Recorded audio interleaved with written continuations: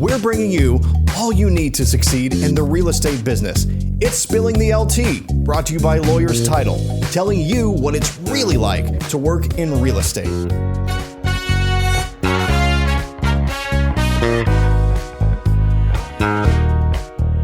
Welcome back to another episode. Today, we're going to talk about how to restart your real estate business in a new market. But first, I'm your host, Tamera. If you like my content, you're really going to love my escrow team. Give me an opportunity to talk to you about your title needs. You can reach out to me on any of my social media platforms and let's get a conversation started.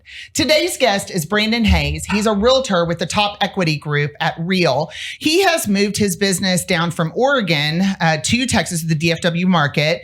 He is a wonderful partner of mine. So I wanted to have him on the show today because I thought it was really interesting that he has become so successful here once he has relocated his business. So I wanted him to talk to you today about how he did that. So thank you for being on the show today, Brandon. Thanks for having me today. It's always great to see you. I get to see you a lot, which makes me very happy. So, and you're always a very warm and welcoming person. I love the fact that you always invite me to the block parties. I haven't made one yet, but I love the fact that I get invited. The invites will keep coming too. Now that I know you have a Traeger pellet grill, I might actually, I might have to make it a point to show up. Anytime. We've got one coming up actually here shortly. Well, thank you, Brandon. I'm one of those people that like to kind of dive right in. So let's go ahead and get started. I'd like for you to start by giving us the backstory of why you decided to move to DFW from Oregon, and because I know you had a really established business in Oregon. So will you give us your backstory of how you got here? Yeah. So it was, I've been licensed up there since 2012. Okay. And I love what I do. Just get to talk to people and help people. You know, it's just people have problems. We got to find the solutions for them. You're a hustler, right? Too. So I like I said, you know, when you love what you do, like, you're not working, right? Right. So I guess the backstory is I moved my family from the Portland area in like 2017 to Central Oregon, the Bend area. It was amazing. It was outdoor life, anything you could ask for, river flowing through it. So I had to actually transition my business. That was like step one. Was going 3 hours away. I would commute sometimes back over the mountain to the Portland area. So that was like the first little gist of me relocating my business from where it began. That 3 hours is a stretch. Yeah, it is. Okay. Like there were some times where I, went out there for a listing appointment. I would stay out there for the night and then drive back. Okay, I did the day trip though a couple times, and that was a whooping. Yeah, it was wild. A lot of miles. I mean, you can almost get to North Austin in 3 hours. Yeah, so it's a lot of driving. I will tell you, I have narrowed down my little, my parameters and my circumference lately. But so you were kind of teed up a little bit to move here because you had started that kind of a transition. Yes. Already moving it from Portland to Bend. Bend. Yeah. Okay. Bend, Oregon. Bend, Oregon. Yeah. Yeah. It was it was amazing too, and it actually blew up. It blew up probably like 15 through 19. It was just going wild. Kind of right before what happened here in 2020. Mm-hmm. So but anyways, when COVID hit, the Rona season, that was kind of shook everything up a little bit. And Oregon, for people who know it, like they run things a little different up there. A little bit different. Yeah, you literally made my jaw drop to the table with some of your stories. It is kind of crazy. Yeah. So we just, I guess in a nutshell, we just wanted to give the boys just a life of being kids and having fun, being able to play sports, no, requirements or, kind of some of the nonsense that they, we had to you go guys through are a up big there. softball family. Baseball and football. Yeah. Oh, baseball. I'm baseball sorry. And football. Why was I thinking softball? Because I know the answer. Softball. Okay, that's why. I was like, softball. wait a minute. I didn't get that from nowhere. I will tell you too. I was playing up there too, but down here, it's a culture. Oh, like it's a life. It is. There's a tournament every weekend, whether it's Carrollton or it's Weatherford or Forney, wherever, there's something happening every single weekend. And you're going, I try to do one a month. One a month. But I do play on a season though, Sunday nights up in Prosper in Frontier Park, but which is amazing. They haven't expanded to the co-ed, but it's just men's right now. But they have a great facility up there, and it's it's 13 teams. Like it's growing up there too. Okay. But it's awesome. So when you decided that you wanted to give your family a better life, because of some of the challenges with I guess we could just say politics in Oregon. Yeah, we could say that. You decided to move here. Why here? So my wife actually found this. So Texas and Florida were kind of the places we want to go. We heard that the air was different down here. The air was different. Yeah, the air was different down here. So, but my wife, she just Googled like a great place to raise kids and have a family and all that stuff. And we were looking at Frisco, McKinney, Prosper, Salina area, and we landed in Prosper. Okay. And so, and then after further research, like the schools are amazing. And, but I will say we've been a homeschool family since, I don't know, I think this is our 7th year. Okay. Possibly. Maybe 7 or 8. I don't even know. But we still wanted a good, a small enough town that, we could, just raise the family and not really deal with a bunch of nonsense. Okay. So you made the decision to move to DFW. How did you prepare to move your business? So it was like I don't know, Lacey, my wife, she mentioned it a couple times. Okay. And so I want to say it was like, I don't even know. It was like August of 2020 when we really started thinking about it. And I want to say it was like December of 2020 when we actually made the decision.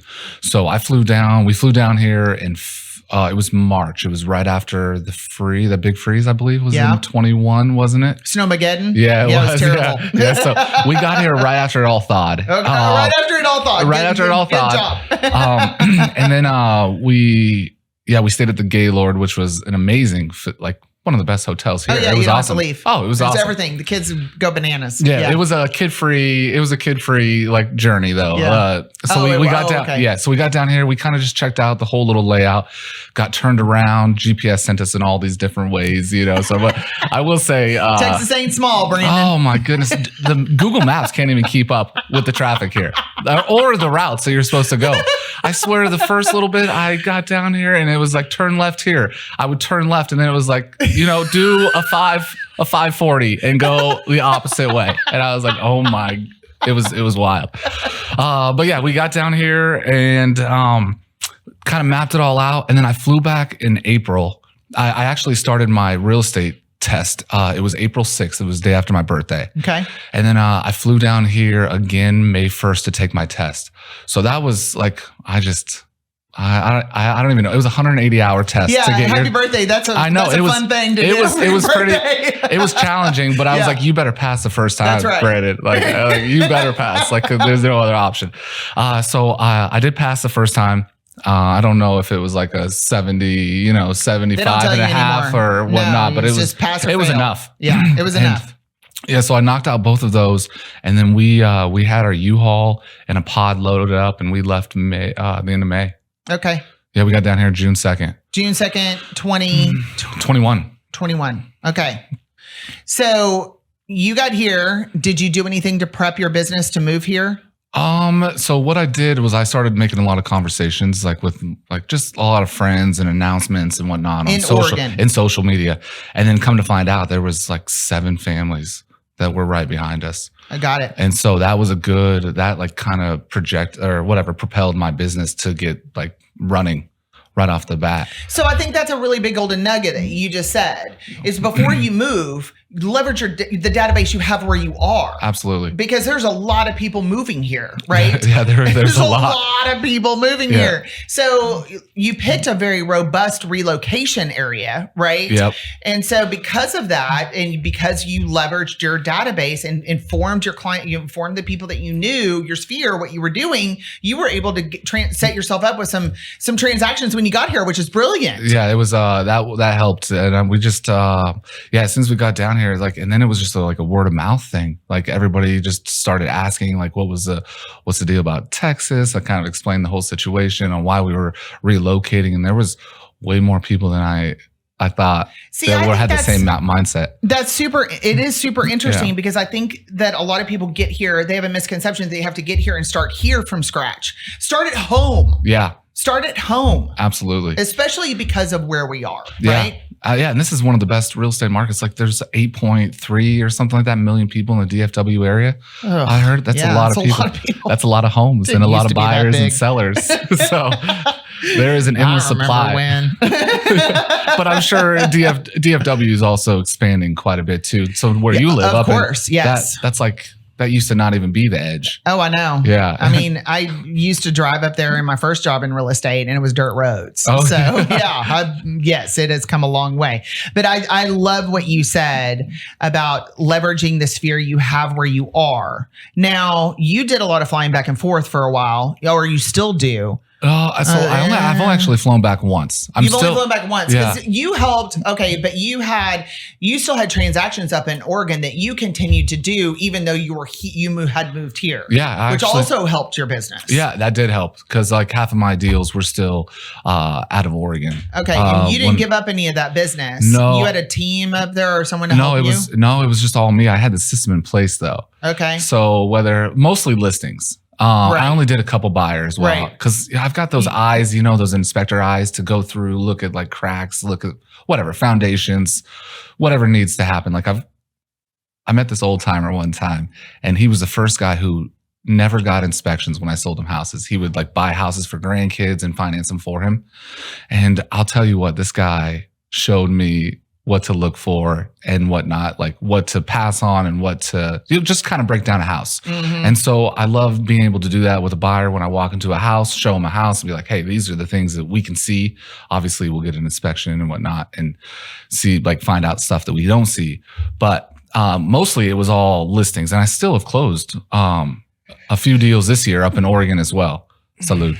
Okay. So you didn't really work any buyers still up there, but you were able to go ahead and finish out your listing transactions remotely. And you said you had a system. Are you keep it proprietary? Are you going to share? No. So, I mean, as long as you have like photos have to look amazing. That's step one. Like photos, they better make the house look better than the house is, right? To get people in. Always. We can see that all the time. And it's kind of funny when you see a listing and you're like, what are these photos? You see this other, like, why would you hire somebody to list your house when the photos? They took them with their iPhone. Understood. Oh, it's horrible. Yeah. So that's the key thing. So the biggest, most of my business still came from my sphere up there. I wasn't doing any, cultivating. I wasn't cultivating any new, a lot of word of mouth though still. I sold some houses of people who knew me and was like, Brandon's is where you need to be, like, the only choice.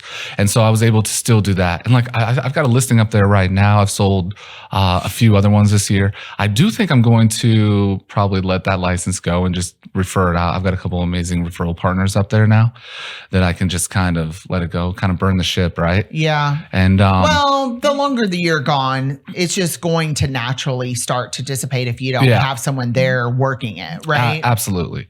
So, and your business has gotten big enough. So that brings me to my next question. So let's talk about your ground game approach here, right? Yeah. So what was your ground game approach when you got here? Meaning, what were the most important activities and tasks that you had to do to stay diligent about getting business once you got here? Yeah, I would say the biggest thing is just get connected, right? Okay. So my two youngest boys, they are just sports minded, just little athletes. So the first thing we did was they were in some baseball camps. They were in basketball camps on that first summer that we got here before we even had like our flag in the ground, right? Okay. Pretty much before we were in our house and whatnot. And so I started there. And then I don't really have like the conversation. People come up to me and they ask me like, what do you do? Like, I don't do the typical, I'm a realtor, can I help you? Do you have a friend looking to buy or sell? You know what I mean? So I mentioned this before, and people ask me, I just let them know I'm in sales. And then once they do that, if they really care, they'll ask me what type of sales or what avenue it is. And then from there, I'll go into it a little bit and then build that rapport initially. So once we got, so to answer your question, so sports were the first thing. Okay. Softball, I was playing softball down here when I came down here to take my tests and to look around. Like, I found a community already. Oh, you didn't even live here, and you're like, I'm here to play softball. I just went to, softball and DFW little Facebook group and got a part of it. And I was like, hey, I'm linked up with a couple people. Brandon. And I was like, hey, I'm going to be in town. You guys have any games going on? He was like, absolutely. That's awesome. Peanut, I love you, buddy. Thank you for bringing me in, man. So, and then the softball community, once we got planted, that was big because I joined a few different tournament groups and teams, and we'd play in different locations, trying to get a feel for whatever, just getting the name out there too. And then we found a church. We got plugged into there too. Once again, another community. And then we homeschool. So that was another avenue. So that was four groups Explain right to there. everyone how homeschooling is an avenue, because most people I would think it would be a hindrance because they're not going to school. So you don't have any PTA and you don't have, those meet the teachers and all of that kind of stuff. So, So we're a part of a homeschool group called Classical Conversations. And I think it's actually worldwide. okay. But a whole bunch, it's regional. So the campus that we go to, they do meet once a week, and it's pretty hands-on, and it's pretty like there's a couple other times a week where the group still gets together even outside the one community day. Okay. So like it's more than what it used to be. Yeah. I used to have all these crazy thoughts about I know. Homeschool yourself. Yeah, exactly. And so all these misconceptions and whatnot. And but yeah, it's really big. And we do a lot of groups, and I've gotten a lot of leads actually. I've gotten probably more deals from the homeschool community than I have on the other three. Okay. I would say, yeah. Well, I would think the other ones would have other, like your competitors are there. Yeah. Real But estate I will say dads. though, I mean, there are a few other, realtors in church. Realtors, like, a lot of realtors go to church, right? Oh, yeah. So high competition there, but Absolutely. Yeah. But I mean, really, it's just it's a personal game, right? Like it is. it's just It's relationship yeah, business. that's You're all right. it is. Like you just, I don't know. I love people. You do love people. I do love people. I'm a hugger too. You are a hugger. And that was tough during the whole Rona season, trying to hug people, I'd be still like, hey, feeling a little people would come gypped in. I'm about like, that time? dude, bring it in. All right. Like, it's okay. You can sanitize if you want, but yeah. But that's all it is. It's just starting the conversation. Once the conversation gets going, like, like if you're genuine and if you're a genuine person, and I don't know, when I have a conversation with somebody, I try to put the conversation back on them. I want to know more about you, and I want to know whatever. All the questions are. I think that's another golden nugget that you have said today is when you're building relationships with people, if you are truly genuine with them, like you're not there because you have an ulterior motive. You want a real estate transaction. Absolutely. You are there first and foremost because you genuinely want to connect with people. Yeah. And so people can feel that, right? And Absolutely. we know the answer that people do business with people they know, like, and trust. So Absolutely. You're easy to get to know. You're very genuine. You're easy to connect with. So I can see how that works out really well for you. And you know what? You're just like me, though. Like you are a people person as well. Don't tell anybody. Whatever. You got a light, an aura around you when you walk in the room. People stop the music. The DJ stops the music, and Tamera is in the house. That's hilarious. Let me ask you, did you face any challenges trying to get up and running here? I mean, I didn't have that sphere that I had up in Oregon, where I built a business and people knew my business. So I really had to, I did have some challenges for sure. But you saw, let's put aside, let's isolate this a bit. Okay. So let's put aside the business that you got from people moving down here to Oregon, which was fantastic, by the way. Yeah. Trying to start over here, you still have to do that part, right? Absolutely. So the challenge is you didn't have a sphere here. Now you immediately did what we know realtors do, that you plug into the community, right? Yeah, absolutely. And so you did that. Do you know how long it took you to get your first deal from a referral that was truly genuine from your development efforts here? Oh, I mean, actually, it was probably, I think it was that 3 or 4th month, I want to say. Like before. That's actually really, really good. I mean, I was a recruiter for a hot minute, and I always told, these are newer agents, 9 to 12 months, or people that relocated here, 9 to 12 months before you get your first transaction. So the fact that you got one in 3 to 4 months. Yeah, I want to say it was like in that 100 and right a little over 100 days. Okay. Yeah. All right. But that was like closing though too.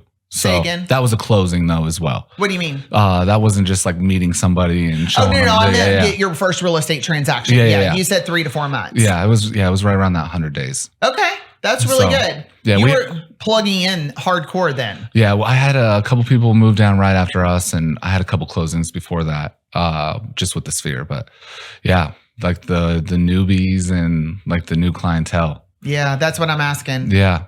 3 to 4 months. Yep. This was also, we also have to keep in mind, we're in a very different market now. Absolutely. So 3 to 4 months in 2021 is very different than 3 to 4 months today. 3 or 4 months, that would have equated to probably 6 to 9 months today. Possibly. Yeah. No, I mean, it has slowed down a little bit, but people, there's like you see it, like there's still transactions happening. Oh, there are still transactions, just not to the level it was in 20. I wish. Yeah. A lot of people don't. But there's a lot of people that have left though too on the You're right. The realtor world. pool has narrowed a bit. That is for sure. And we may see a continued narrowing. I was just going to say that too. Like there's going to be another chunk that doesn't renew at the first of the year. Yeah. And then we'll see what happens with all of the commission lawsuits, which we're not going to go down that rabbit hole today, but there is a prediction that it will also narrow the realtor pool. I agree with that. But I also think like next year is it's an election year though too. Is. So I feel that, I don't know, I feel like it's still going to be good because people are going to want the votes, right? Yeah. And so I think they're going to do some things to whatever. I don't hate that gas is $2.48 a gallon right now. So. Not mad at that. Not mad at that at all. So, and my dad would be proud of me that I knew how much gas was because he asked me all the time, and I'm like, I don't know, Dad. I just fill up. But anyway, I happened to notice that one.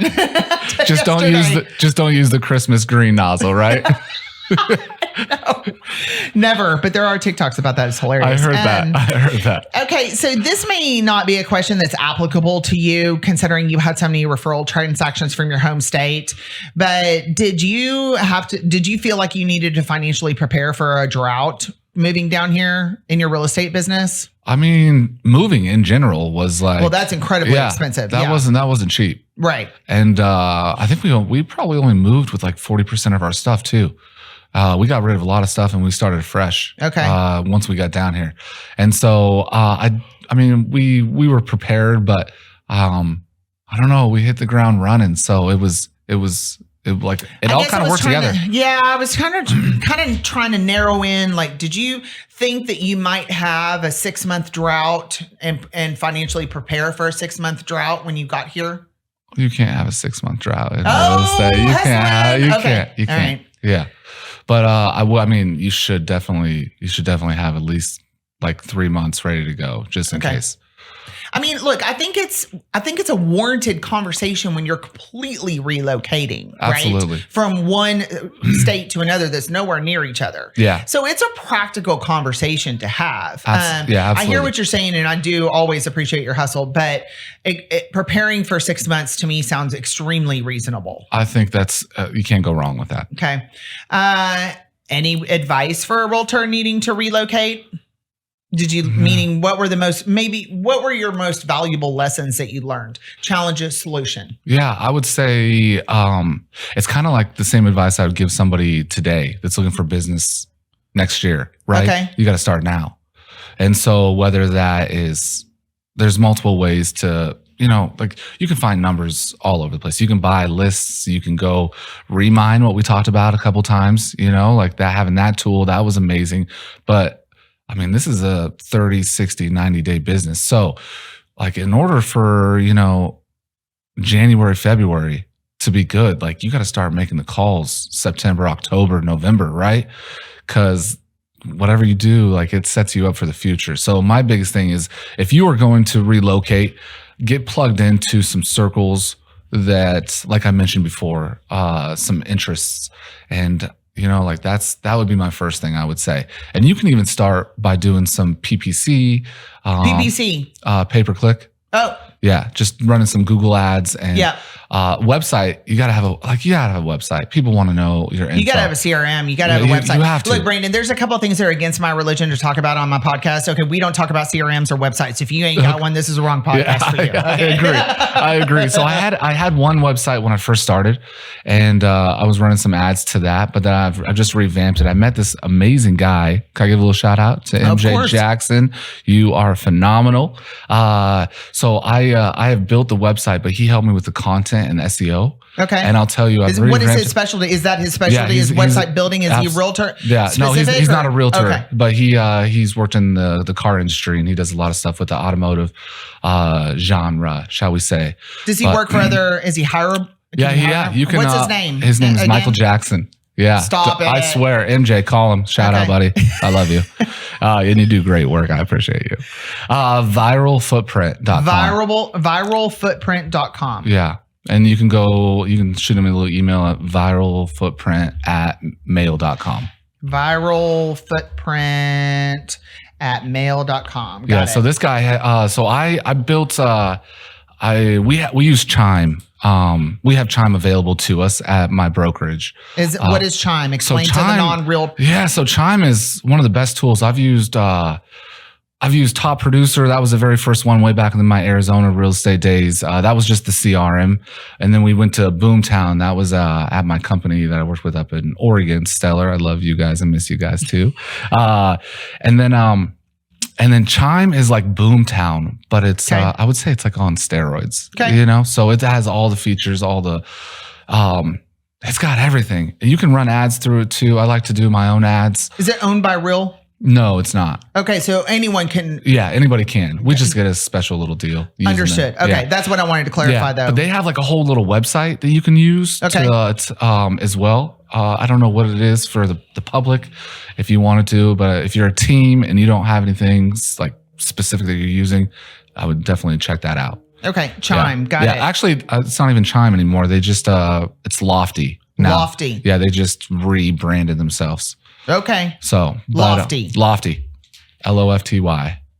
But yeah, so I built a website through them. And then MJ came on and he was able to, he's a magician when it comes to like SEO and content. And so that website, I would say feel free to check out topequitygroup.com.